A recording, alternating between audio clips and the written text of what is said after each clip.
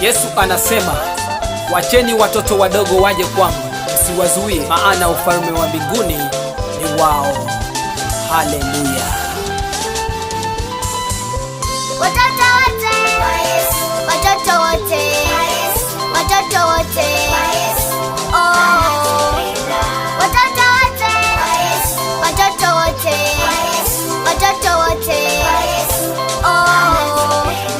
Watoto wote wa Yesu, watoto wote wa Yesu, watoto wote wa Yesu. Watoto wote wa Yesu, watoto wote wa Yesu, watoto wote wa Yesu.